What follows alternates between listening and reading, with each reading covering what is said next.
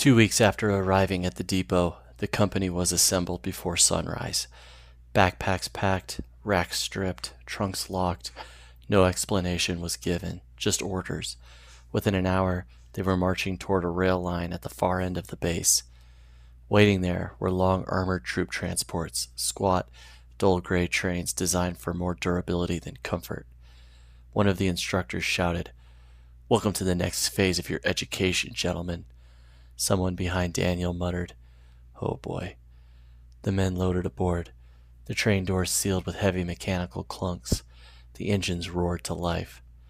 Hours later, the train slowed. Outside the windows, the landscape had changed. The desert stretched endlessly in every direction. Dust, rock, low mountains on the horizon, and in the middle of it all, a massive training complex. Firing ranges, obstacle courses, urban combat villages built from concrete mock buildings, trenches, vehicle yards, helicopter pads. The place looked like a giant laboratory designed for one thing: war. The doors opened. Drill instructors were waiting. Every single one of them looked like they had walked straight out of a battlefield hospital. Missing fingers, cybernetic limbs, burned scars, artificial eyes. The same type of men as the colonel. Veterans rebuilt and sent back to train the next wave. And they were loud, very loud.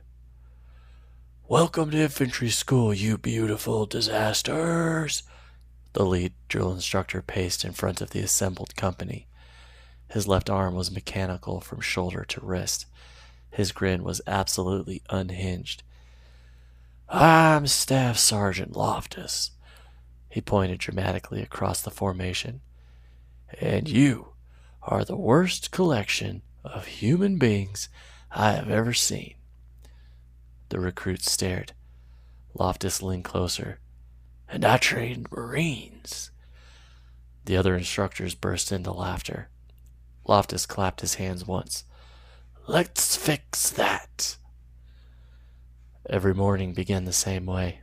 Before sunrise, 5-mile runs, push-ups, pull-ups, obstacle courses, climbing ropes, dragging weighted sleds through the sand.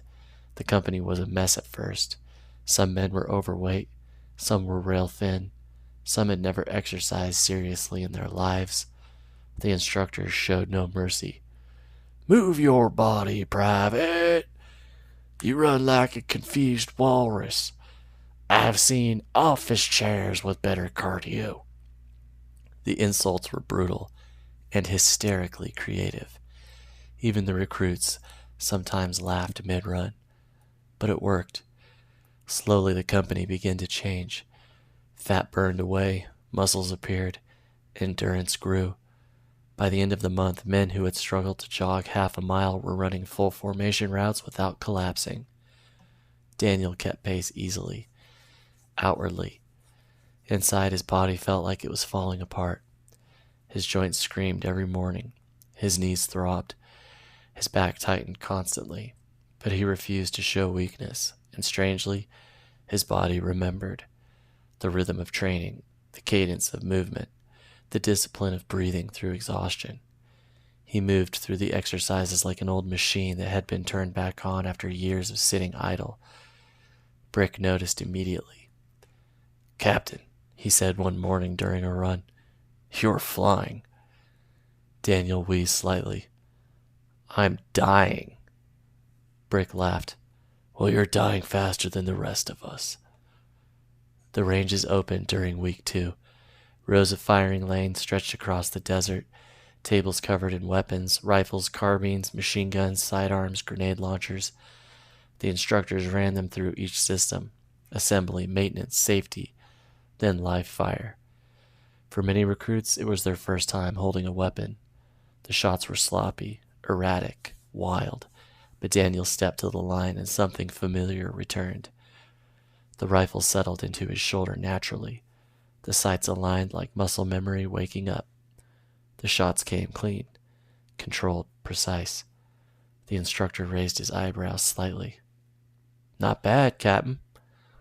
Daniel repeated the performance with every weapon they issued: rifle, carbine, pistol, light machine gun.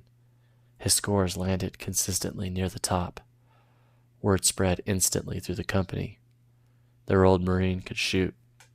The men started gathering behind him during range time. "Come on, Dad, show us how it's done." Daniel rolled his eyes, but when the target stopped again under his fire, the cheers behind him were loud. "That's our captain! Get him, Dad!" Even some of the drill instructors smirked. The third week introduced hand-to-hand training. Mats covered the gym floor. The instructors demonstrated techniques brutally. Throws, joint locks, strikes, knife defense, disarming drills. The recruits paired off. Fights broke out constantly. Some men had natural aggression. Others had none. Brick was terrifying. The big man moved like a freight train. Once he grabbed someone, it was over. Even the instructors gave him approving nods. Daniel's style was different. Controlled, efficient. Old Marine Corps training resurfacing. He never hurt anyone unnecessarily, but every movement ended with him standing and his opponent on the mat. "You've done this before," one instructor said. "Long time ago," Daniel replied. "Still counts," the instructor said. The final phase focused on teamwork, room clearing drills, building assaults, fire and movement, communication. The training village became their battlefield. Squads ran through buildings again and again. Doors kicked open. Flashbang simulators, blank rounds, shouted commands. Mistakes were punished loudly. "You just shot your friend, Private. Congratulations, you're both dead." But the slowly company approved. They started moving together, covering each other, reacting faster. The chaos became organized. Confidence grew. New friendships formed constantly. Several names became familiar around Daniel. Brick Kowalski, the massive enforcer, at his side. Luis Lucky Ramirez, the mechanic who somehow won every cigarette gamble. Caleb Whitaker, a skinny farm kid who asked Daniel endless questions about life. Tariq Hassan, a quiet engineer turned warrant officer who rarely spoke but always solved problems. Doc Feldman, a former pharmacist who ended up serving as the company's unofficial medic. They all drifted towards Daniel eventually, not because he demanded authority, but because he carried it naturally. At night after training, they gathered around him outside the barracks, talking, laughing, complaining about the instructors. Daniel listened more than he spoke, but when morale dipped, he lifted it. "Listen," he told them one evening, "you guys came down here thinking you were broken." He nodded towards the training grounds. "Look what you're doing now." The men glanced around. Running drills, cleaning weapons, laughing together. Brick grinned. "Damn right." By the end of the month, the transformation was undeniable. The company stood taller, moved sharper, spoke with confidence. They weren't elite soldiers, but they were no longer the desperate civilians who had stepped off those transports. They were becoming something else, a unit. And at the center of it all stood Captain Daniel Mercer, the quiet middle-aged man everyone called Dad, who could shoot better than anyone, run farther than most, listen to anyone, and somehow keep the entire company believing they could survive what came next. The final morning arrived quietly. The company assembled before sunrise on the main parade ground of the training complex. Rows of men stood in formation, uniforms now properly fitted, boots worn in, posture noticeably different than the first day they had arrived. They looked like soldiers now.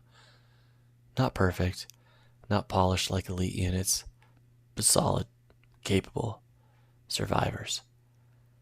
The drill instructors stood along the edges of the field, arms crossed, watching their work. Staff Sergeant Loftus paced slowly in front of the formation, studying the men like a craftsman inspecting a final finished product. "Gentlemen," he said loudly, "1 month ago you arrived here as a pack of confused civilians." A few men chuckled quietly. Loftus grinned. "You were weak. You were slow. You were ugly. More laughter now.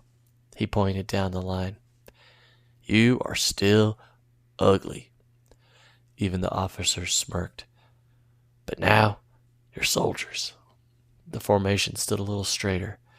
Behind Loftus stood a table covered with small dark patches, the auxiliary brigade insignia. Each man stepped forward one by one to receive it. The patch was simple but striking. A black shield. At its center, a silver skull wearing an old infantry helmet. Behind the skull crossed two rifles. Above it arched a banner that read, First In. Below the skull, another line stitched in red thread, Debt paid in blood. When each man received the patch, the drill instructors shook their hands firmly. No shouting, no insults, just quiet respect. Loftus shook Daniel's hand last. Hell of a month, Captain. Daniel nodded. Good instructors. Loftus snorted. Don't flatter me. He leaned closer. Your boys worship you, by the way. Daniel sighed quietly. They'll grow out of it. Loftus laughed. Doubt it. That evening, the training base hosted a large feast for the graduating companies. Long tables filled the mess hall. Real food again. Steaks, potatoes, bread, fresh vegetables. The men ate like wolves. Laughter filled the hall. Men who had once been strangers now slapped each other on the back and toasted cheap military beer. For the first time since arriving, they felt like they belonged somewhere. Halfway through the meal, a staff officer approached Daniel. Captain Mercer? Yes? The colonel would like to see you. The colonel's office sat in the main command building overlooking the training fields. Daniel knocked once. Enter. The colonel sat behind a heavy wooden desk. He still wore simple fatigues. His rebuilt body looked even more severe up close. One mechanical arm rested casually on the desk. The artificial eye studied Daniel calmly. Captain Mercer. Sir?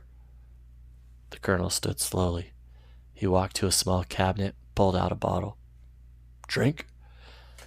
Daniel hesitated. The label was expensive. Top shelf whiskey. He hadn't touched alcohol in years, but tonight felt different. He accepted the glass. Thank you, sir. The colonel poured two. They sat across from each other. The colonel took a small sip and studied Daniel. I looked into your past service record. Daniel remained silent. The colonel tapped a folder on the desk. You were an interesting private. He opened the file. Battle of al-Sharik. Citation for engaging enemy positions after your squad leader was killed. Daniel said nothing. The colonel flipped another page. Second engagement, 2 weeks later. You reportedly eliminated an entire insurgent firing position by yourself. Another page. And this one, the colonel looked up. You charged a machine gun nest with nothing but a rifle and a fragmentation grenade. Daniel shrugged slightly. They were pinning us down, sir. The colonel leaned back. You did this repeatedly. Daniel stayed quiet. The colonel smiled faintly. What interests me most, he tapped the folder again, is that during all of these engagements, you were never wounded. Not once.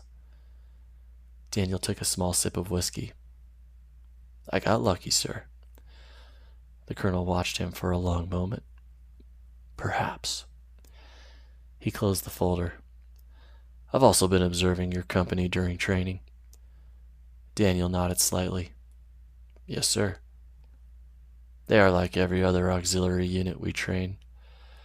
The colonel paused, except for one difference. Daniel waited. You.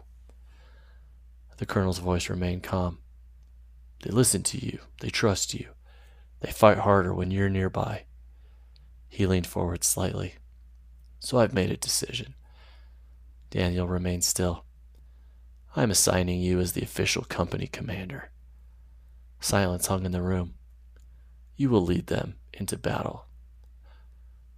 Daniel showed no reaction. The colonel studied him. Most officers respond to that with excitement.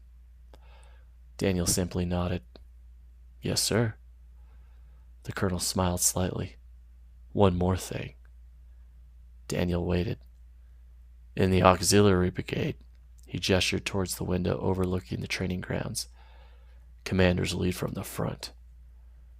Daniel met his gaze. Of course. The colonel chuckled quietly. I suspected that would not bother you. He raised his glass. To your company, Captain. Daniel raised his. To the mission, sir. They drank. Later that night, the companies gathered again on the parade field, this time for unit assignments and promotions. Officers stood at the front reading from a list. Men were called forward one by one. Lucky Ramirez, promoted to corporal. Cheers erupted. Whitaker, squad marksman. More applause. Feldman, company medic. Handshakes. Backslaps. New rank patches pinned onto uniforms. Men proudly addressing each other by their new titles. Sergeant, corporal, nice work. Finally, the officer at the podium cleared his throat. Last announcement. The field grew quiet. The command assignment for Auxiliary Company Bravo. Daniel stood in formation among them. The officer looked down at the paper. Company commander, he paused, Captain Daniel Mercer. For half a second there was silence. Then the entire company erupted. Cheers exploded across the formation. Men clapped, shouted, whistled. Brick roared louder than anyone. That's our captain. The men began chanting. Dad, Dad, Dad. Daniel shook his head slightly but couldn't stop the small smile. He stepped forward to the podium. The officer shook his hand firmly. Congratulations, Captain. Daniel turned back towards the formation. Hundreds of men stood there, his men. Men who trusted him. Men who would soon follow him into war. They were cheering like they had won something. Daniel raised one hand slightly. The cheering slowly quieted. He looked across the company. Old, young, broken, rebuilt, all of them waiting. Daniel nodded once. All right. The men leaned forward. Let's go win this thing.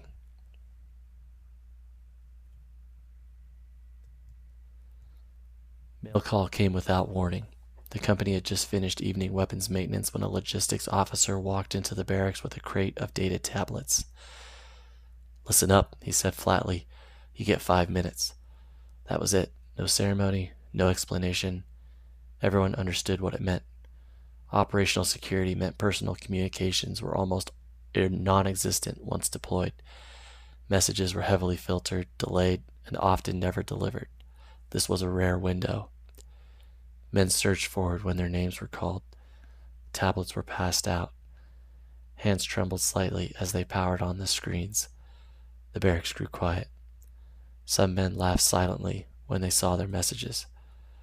Others wiped their eyes.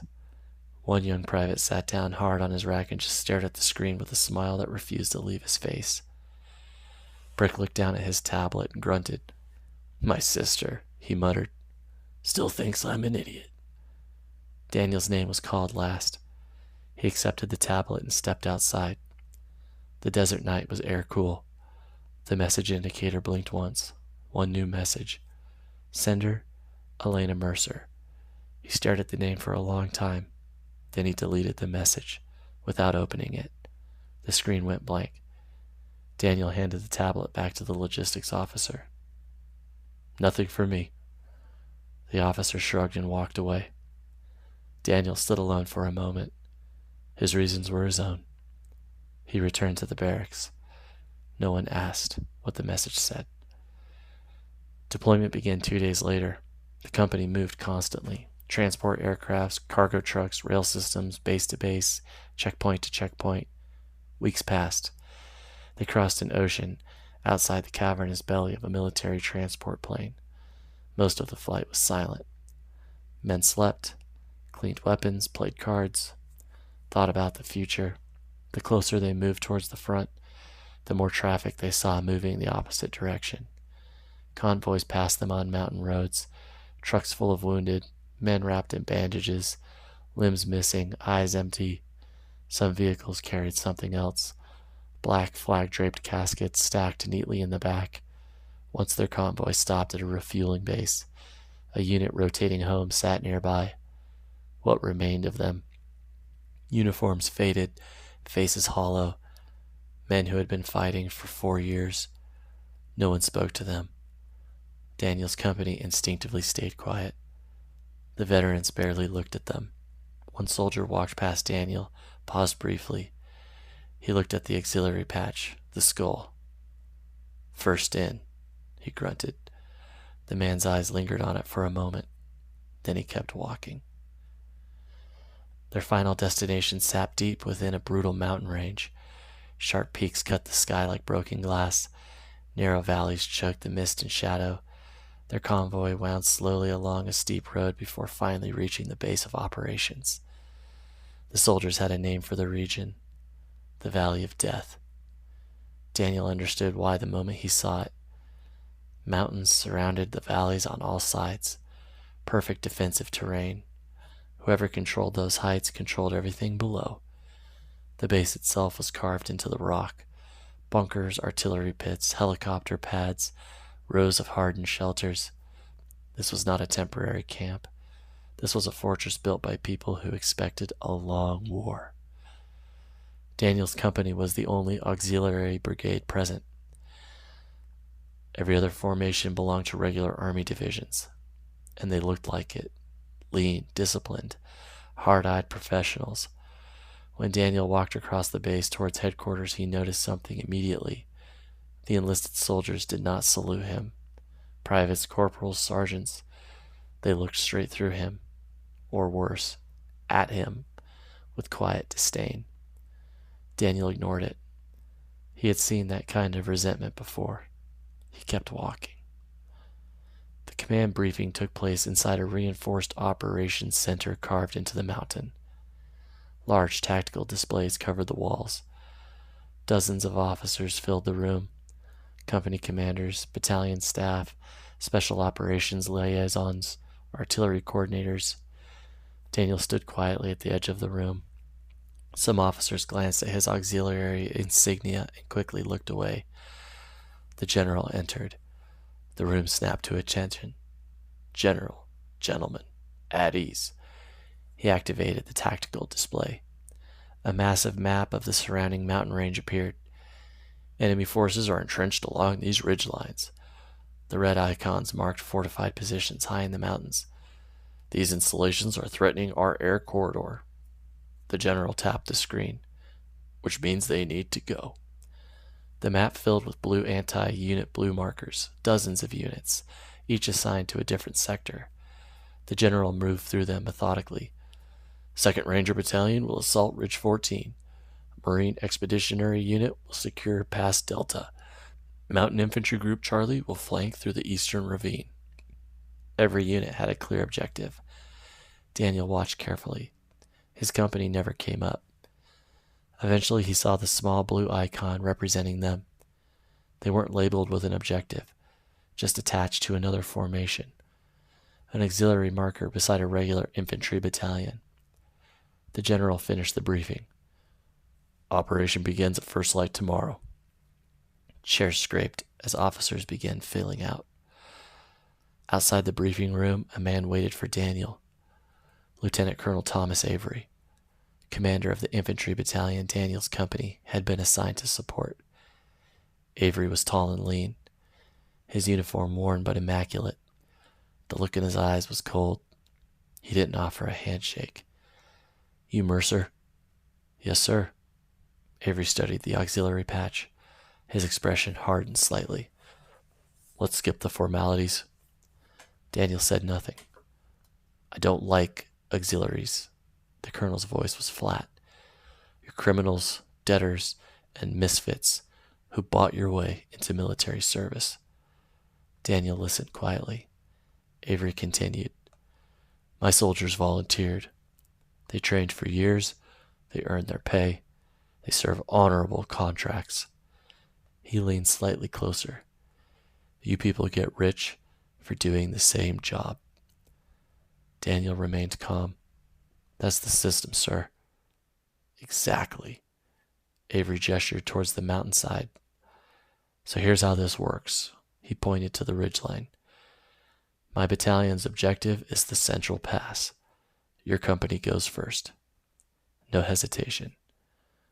You push the enemy positions, you draw their fire, you make them reveal their defenses.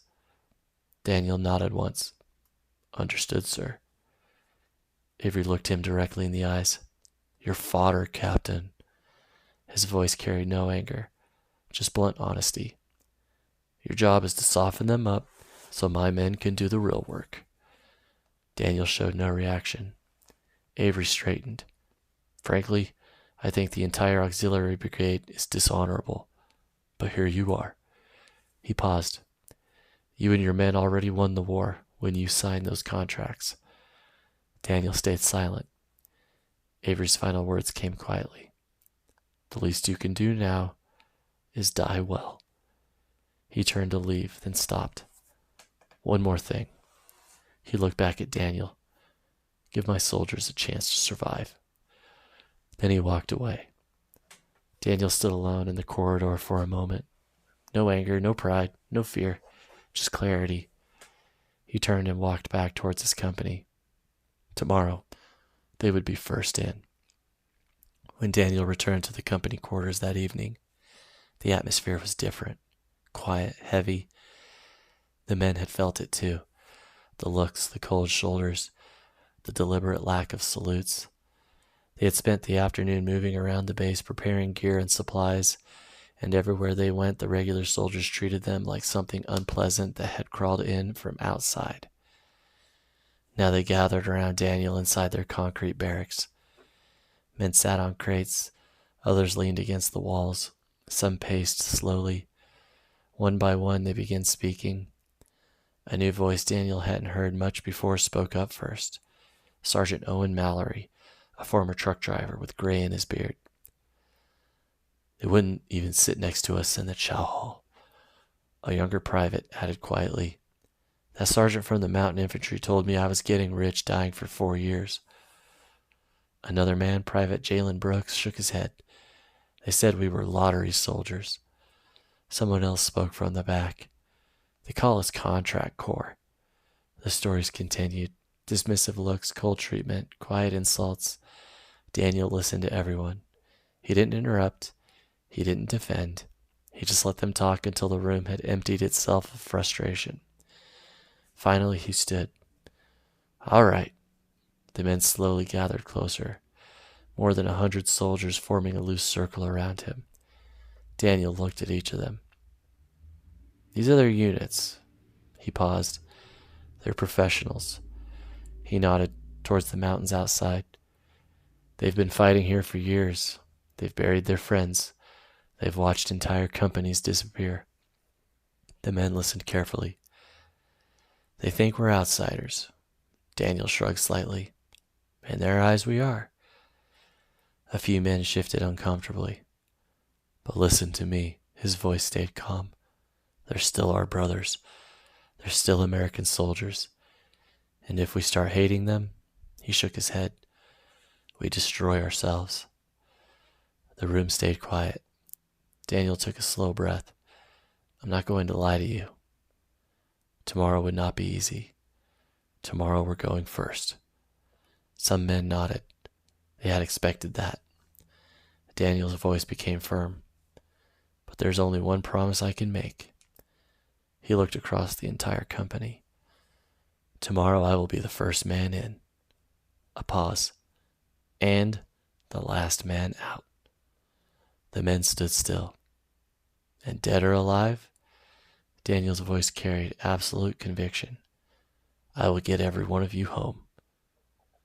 No shouting followed, no cheering, just quiet determination spreading through the room. Brick leaned against the wall beside him and grinned slightly. See, he muttered. Told you he gives good speeches. Morning came, gold and gray. The company loaded into autonomous troop carriers, drone helicopters with wide cargo bays and rows of crash seats. Rotors thundered overhead as the aircraft lifted into the mountain air. Inside the helmets, an artificial voice began speaking.